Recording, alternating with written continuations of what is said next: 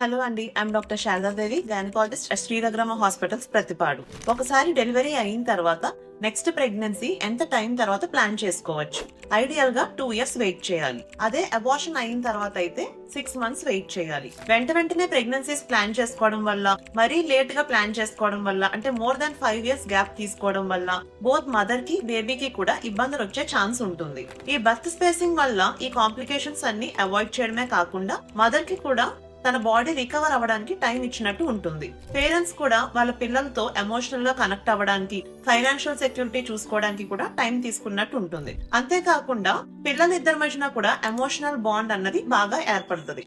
So మీరు మీ pregnancy ఇలా plan చేసుకోవాలి అని అనుకుంటే మీ గైనకాలజిస్ట్ ని కన్సల్ట్ చేస్తే మీకు డిఫరెంట్ కాంట్రాసెప్టివ్ ఆప్షన్స్ ఎక్స్ప్లెయిన్ చేస్తారు. అందులో నుంచి మీరు చూస్ చేసుకోవచ్చు. ఇలా అన్ని విధాలుగా రెడీగా ఉన్న తర్వాత మీరు ప్రెగ్నెన్సీ ప్లాన్ చేసుకుంటే మీకు మీ పిల్లలతో స్పెండ్ చేసిన టైం మెమరబుల్ గా ఉండడమే కాకుండా మీ ప్రెగ్నెన్సీ జర్నీ అండ్ మదర్హుడ్ కూడా చాలా స్ట్రెస్ ఫ్రీగా ఉంటుంది.